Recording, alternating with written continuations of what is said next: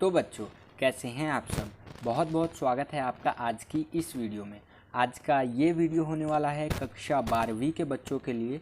इस वीडियो में हम देखने वाले हैं क्लास 12th का जो आपका राजनीतिक विज्ञान है, जिसको इंग्लिश में बोलते हैं पॉलिटिकल साइंस।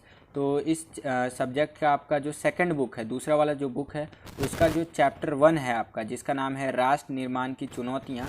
तो इस चैप्टर के बच्चों आज की इस वीडियो में हम इंपॉर्टेंट MCQ क्वेश्चंस देखने वाले हैं जो कि आपके बोर्ड एग्जाम्स में आ सकते हैं। तो चलिए वीडियो को शुरू करते हैं। और वीडियो में आगे बढ़ने से पहले मैं बताना चाहूँगा बच्चों, फर्स्ट बुक का MCQ क्वेश्चंस मैंने करा दिया है। ये देखिए, आप देख भी सकते हैं यहाँ पर। इसका लिंक आपको डिस्क्रिप्शन में मिल जाएगा। जिसने पहली बुक के इंपॉर्टेंट MCQ क्वेश्चंस नहीं देखे जो आपके बोर्ड एग्जाम में आ सकते हैं, तो ये प्लेलिस्ट मैंने बना दिया है आपके लिए, ताकि आपको ढूंढने में आसानी हो ये वीडियोस। इसका लिंक आपको डिस्क्रिप्शन में मिल जाएगा। और एक और बात, तो वीडियोस कंटिन्यू नहीं आ पा रही हैं, बहुत लगभग 1-1.5 हफ्ता के बाद मैं वीडियो बनाना शुरू कर रहा हूँ आपके लिए। ऐसा क्यों और क्या कारण है कि वीडियोस मैं डेली आपको नहीं दे पा रहा हूँ। कृष्णा सर तो वीडियो डाल ही रहे हैं, मैं क्यों कंटिन्यू नहीं कर पा रहा हूँ, क्योंकि आप यहाँ पर देखिए, इसके लिए मैंने एक सेपरेट वीडियो बनाया है। यहाँ पर आप देख सकते हैं, इस तरह से मैं नीचे कर देता हूँ। ये देखिए, ये वाला वीडियो कुछ 1 वीक पहले मैंने आपके लिए बनाया था, तो इसको देख लीजिएगा। आपको सारे डाउट्स जो है वो क्लियर हो जाएंगे। इसका भी लिंक आपको डिस्क्रिप्शन में मिल जाएगा और चैनल पर भी मिल जाएगा, तो वहाँ से भी आप जाकर देख सकते हैं। चलिए वीडियो को शुरू करते हैं। तो पहला क्वेश्चन आप अपनी स्क्रीन पर देख पा रहे होंगे बच्चों। पहला क्वेश्चन हमसे क्या पूछ रहा है कि देश के विभाजन से प्रभावित 2 राज्यों के हमें नाम बताना है। जब हमारा 1947 में जब हमारा जो भारत है और पाकिस्तान है, दोनों का विभाजन हुआ था, तो उससे प्रभावित यानी कि जो प्रभाव पड़ा था जिन राज्यों पर, तो वैसे तो पूरे देश पर प्रभाव पड़ा था, ठीक है, लेकिन जो 2 सबसे ज़्यादा प्रभावित राज्य थे, जिनके ऊपर मार काट हुए थे, दंगे हुए थे, इस तरह से बहुत ज़्यादा प्रभाव पड़ा था, उन 2 राज्यों के आपको नाम बताने हैं। तो यहाँ पर 4 ऑप्शन आप देख पा रहे होंगे। पहला है आपका क्या हरियाणा और बंगाल था वो राज्य। दूसरा है आपका क्या महाराष्ट्र और असम था वो राज्य। तीसरा है आपका क्या केरल और तमिलनाडु था वो राज्य। और चौथा है आपका क्या पंजाब और बंगाल था वो राज्य।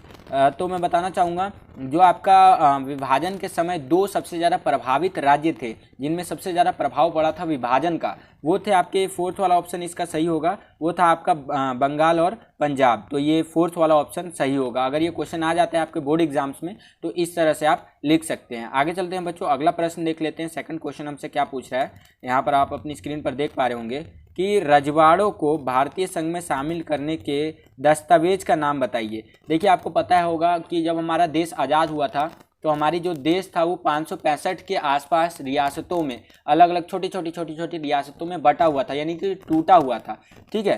तो उन सभी रजवाड़ों को सरदार वल्लभ भाई पटेल ने अपना साम दाम दंड भेद लगा करके उन सभी रजवाड़ों को भारतीय संघ में शामिल किया और इस एक भारत अखंड भारत का निर्माण किया उन्होंने, ठीक है। तो सभी राज्यों को, भाई ऐसे तो बोलने पर कोई राज्य आएगा नहीं ना। मान लीजिए ऐसा बोल दिया सरदार वल्लभ भाई पटेल ने उस टाइम पे कि आप हमारे में शामिल हो जाओ, उसने बोल दिया कि हाँ ठीक है मैं शामिल हो गया, तो ऐसे नहीं होता है। वो पूरा जो कार्रवाई होता है वो लिखित रूप में होता है, ठीक है। तो लिखित रूप में जो कार्रवाई हो करके कोई राज्य कोई संघ जो है आपका, कोई रजवाड़ा भारतीय संघ में शामिल हो सके, इसके लिए एक दस्तावेज का निर्माण कराया गया। तो वही दस्तावेज हमसे पूछ रहा है बच्चों यहाँ पर कि वो कौन सा दस्तावेज था जिसके ऊपर अगर आप साइन कर देते हैं तो आप भारतीय संघ में शामिल हो सकते हैं। तो 4 ऑप्शन यहाँ पर दे रखा है। पहला है आपका क्या गांधी पत्र के नाम से कोई दस्तावेज था। दूसरा है आपका क्या वल्लभ भाई पटेल पत्र के नाम से कोई दस्तावेज था। तीसरा है आपका, थर्ड है आपका, आप देख सकते हैं अपनी स्क्रीन पर, क्या नेहरू पत्र के नाम से कोई दस्तावेज था। या 4th है आपका इंस्ट्रूमेंट ऑफ एक्सेशन के नाम से कोई दस्तावेज था। तो अगर ऐसा कोई प्रश्न पूछ लेता है, ऑप्शंस बदल सकते हैं, लेकिन प्रश्न इस तरह से ही पूछ सकते हैं आपसे, तो इसका जो सही उत्तर होगा ये 4th वाला होगा। आप अपनी स्क्रीन पर देख पा रहे होंगे, इंस्ट्रूमेंट ऑफ एक्सेशन नाम था इस दस्तावेज का। अगर आप एक संघ है, आपका अगर एक पर्टिकुलर रजवाड़ा है, तो अगर आप भारतीय संघ में शामिल होना चाहते हैं, मान लीजिए आपका जम्मू और कश्मीर था उस टाइम पे, वो भी एक रजवाड़ा था, ठीक है। वहाँ के जो राजा का नाम था वो हरि सिंह था, ठीक है। तो अगर मान लीजिए उनको भारतीय संघ में शामिल होना है, तो इंस्ट्रूमेंट ऑफ एक्सेशन पे साइन करना होगा और वो शामिल हो सकते हैं, ठीक है। और हालांकि उन्होंने करा भी था इंस्ट्रूमेंट ऑफ एक्सेशन पे साइन, और भारतीय संघ में शामिल हुए थे वो, ठीक है। तो ये जो इसका सही उत्तर होगा वो 4th वाला होगा। आई होप कि ये सेकंड क्वेश्चन भी आपको समझ में आ गया होगा। आगे चलते हैं बच्चों, थर्ड क्वेश्चन देख लेते हैं। थर्ड क्वेश्चन हमसे क्या पूछ रहा है कि द्विराष्ट्र सिद्धांत किसने दिया था, ठीक है। तो यहाँ पर भी आप 4 ऑप्शन देख सकते हैं।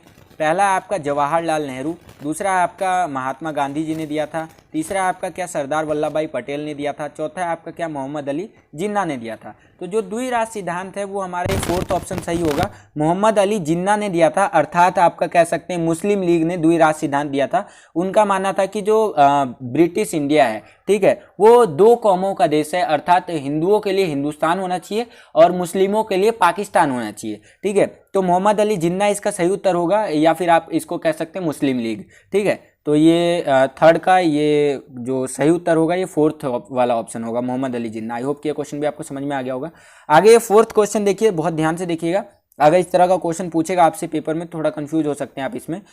देखिए क्वेश्चन क्या पूछा है हमसे कि नेशन शब्द किस भाषा के नेशियो शब्द का अंग्रेजी रूप है। देखिए कितना मतलब घुमा करके क्वेश्चन पूछा है बच्चों हमसे कि जो नेशन शब्द है, नेशन शब्द मतलब एक तरह से कंट्री आप कह लीजिए, तो वो कौन सा भाषा का नेशियो शब्द का अंग्रेजी रूप है, एक तरह से पर्यायवाची शब्द के रूप में ये थोड़ा सा क्वेश्चन पूछा है आपसे। तो यहाँ पर देखिए बच्चों चार ऑप्शन दे रखा है आपको, पहला है आपका उर्दू, दूसरा है आपका हिंदी, तीसरा है आपका लैटिन और चौथा है आपका फारसी भाषा। तो इसका जो सही उत्तर होगा बच्चों वो होगा ये थर्ड वाला ऑप्शन जो है लैटिन। जो नेशन शब्द है वो आपका लैटिन जो आपका भाषा है उसका नेशियो का शब्द का अंग्रेजी रूप है, ठीक है। थोड़ा सा क्वेश्चन घुमा हुआ है तो इसका उत्तर जो याद कर लीजिए बच्चों लैटिन होगा इसका उत्तर, ठीक है। इस तरह से अगर क्वेश्चन पूछ ले आपसे बोर्ड एग्जाम में तो आप इस तरह से थर्ड वाला ऑप्शन जो देख पा रहे हैं लैटिन, ये सही उत्तर होगा इसका। आई होप कि ये क्वेश्चन भी आपको समझ में आ गया होगा बच्चों। आगे चलते हैं, अगला प्रश्न देख लेते हैं बच्चों। पांचवा प्रश्न हमसे क्या पूछ रहा है कि भारत के प्रथम प्रधानमंत्री कौन थे। जो हमारा इंडिया है, भारत है, उसका फर्स्ट जो आपका पीएम कह सकते हैं, प्राइम मिनिस्टर, प्रधानमंत्री, वो कौन थे। अभी तो श्री दामोदर दास नरेंद्र मोदी जी हमारे, ठीक है। तो पहले प्रधानमंत्री कौन थे उसका नाम बताना है। यहाँ पर भी आप चार ऑप्शन देख सकते हैं बच्चों।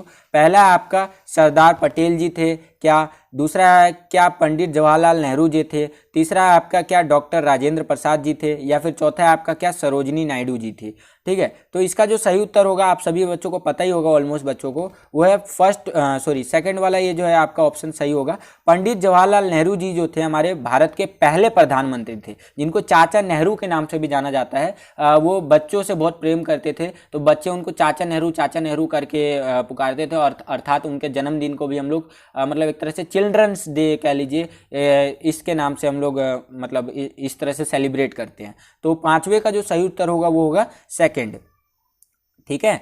और छठा क्वेश्चन देखने से पहले एक छोटी सी बात बता देता हूँ। कई बच्चों को लग रहा होगा सर आसान आसान बता रहे हो, बेटा आसान ही आता है आपके बोर्ड एग्जाम्स में, ठीक है। आप कितना कठिन से क्वेश्चन का आप तैयारी करके चले जाइए, लेकिन पेपर के अंदर आसान क्वेश्चन ही पूछा जाता है आपसे, ध्यान रखिएगा, ठीक है। आगे चलते हैं, छठा क्वेश्चन देख लेते हैं। छठा क्वेश्चन क्या पूछ रहा है हमसे।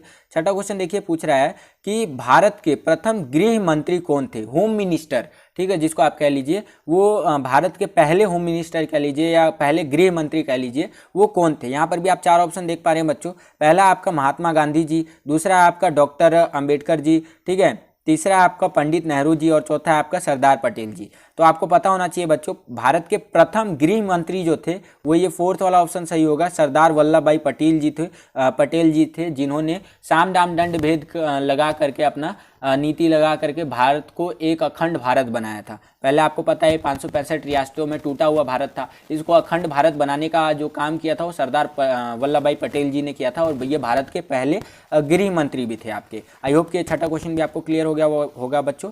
आगे चलते हैं, अगला प्रश्न देख लेते हैं। सातवां प्रश्न हमसे क्या पूछ रहा है। सातवां प्रश्न देखिए कि राज्य पुनर्गठन कानून कब लागू किया गया था, इसके बारे में आपको बताना है। तो यहाँ पर भी आप चार ऑप्शन देख सकते हैं बच्चों। पहला ऑप्शन है 1956 में, ठीक है, दूसरा है आपका 1981 में, तीसरा ऑप्शन है आपका 1980 में और चौथा ऑप्शन है आपका 1990 में। इसका आंसर क्या करना है बच्चों, आपको कमेंट सेक्शन के नीचे कमेंट करके बताना है कि इसका सही उत्तर क्या होगा, ठीक है। आगे चलते हैं, अगला प्रश्न देख लेते हैं। आठवां प्रश्न क्या पूछ रहा है हमसे कि विभाजन जो है हमारा, कि विभाजन यानी भारत का विभाजन की बात कर रहा है। तो भारत के विभाजन के पश्चात किस रियासत ने, कौन सा ऐसा रियासत था जिसने भारत एवं पाकिस्तान दोनों में शामिल होने से मना कर दिया था, ठीक है। कौन सा ऐसा रियासत था जिसने भारत में भी और पाकिस्तान में भी बोल दिया था हम किसी में भी शामिल नहीं होंगे, हम अपना अलग से देश बनाएंगे। ऐसे बहुत सारी रियासतें थी, लेकिन यहाँ पर विभाजन के बाद की बात कर रहा है, मतलब एक अच्छे टाइम के बाद बात कर रहा है, ठीक है, एक बड़ा रियासत के बारे में बता रहा है आपको। तो पहला है आपका हैदराबाद, दूसरा है आपका उड़ीसा, तीसरा है आपका हरियाणा और चौथा है आपका बिहार। तो आपको पता होना चाहिए बच्चों, जो एक बड़ा रियासत था जो भारतीय संघ में भी शामिल नहीं होना चाहता था और पाकिस्तान के अंदर भी शामिल नहीं होना चाहता था, वो था आपका हैदराबाद। हैदराबाद ये बोल रहा था कि भाई हम अपना अलग देश बनाएंगे जहाँ पर निजाम का शासन था। आपको पता होगा बच्चों, आपने पढ़ा भी होगा अपनी एनसीईआरटी की बुक में, ठीक है। तो ये फर्स्ट वाला ऑप्शन सही होगा। हैदराबाद जो था वो किसी में भी शामिल नहीं होना चाहता था। आई होप कि 8वां क्वेश्चन भी आपको क्लियर हो गया होगा बच्चों। आगे चलते हैं 9वें प्रश्न की ओर चल लेते हैं। तो 9वां प्रश्न देखिए क्या पूछ रहा है हमसे कि भारत को स्वतंत्रता कब प्राप्त हुआ था, वो आपको बताना है। तो इसका आंसर तो आप सभी को पता ही होगा बच्चों। 15 अगस्त 1947 की मध्य रात्रि को कह सकते हो, या फिर 15 अगस्त 1947 को आप कह सकते हो भारत को स्वतंत्रता मिल गई थी, ठीक है। ये है आपका इस क्वेश्चन का आंसर। आगे चलते हैं, अब बढ़ चलते हैं हम अपने आज के सवाल के ऊपर। तो आज का सवाल देखिए क्या है, आज मैंने लिया है आपके लिए कि राज्यों का पुनर्गठन क्या है, यह कब किया गया, इसके बारे में आपको डिटेल में बताना है। मतलब मान लीजिए 6 नंबर का क्वेश्चन है, जितना आपको पता है सारा का सारा बता दीजिए कमेंट सेक्शन के नीचे, ठीक है, कि राज्यों का पुनर्गठन क्या है और यह कब किया गया, ठीक है ना। तो इसके बारे में आपको कमेंट सेक्शन के अंदर पूरा कमेंट करके बताना है, ठीक है। आई होप कि ये वीडियो आज का पसंद आया होगा बच्चों। और मैं ज़्यादा क्वेश्चंस नहीं लेता हूँ, केवल उतने ही क्वेश्चंस लेता हूँ जो कि आपके बोर्ड एग्जाम्स में मेरे को लगता है कि आ सकता है, ठीक है। आई होप कि ये वीडियो पसंद आया होगा बच्चों अगर आपको। और अगर आपको ये वीडियो पसंद आया तो लाइक कीजिए इस वीडियो को। अगर आप हमारे चैनल पर नए आ गए और हमारे चैनल को सब्सक्राइब नहीं किया तो लाल कलर का बटन दबा करके चैनल को सब्सक्राइब कर लीजिए। और बगल में आपको बेल का आइकन देखने को मिल रहा होगा बच्चों, बेल के आइकन को प्रेस करके ऑल पे क्लिक कर दीजिएगा। इससे आने वाले हमारे चैनल पर नए वीडियोस की नोटिफिकेशन सबसे पहले आपको मिल जाया करेंगे। आज के लिए इतने बच्चों, मिलता हूं आपसे अगली और एक्साइटिंग वीडियो में। तब तक के लिए खुश रहिए सभी को। जय हिंद, वंदे मातरम।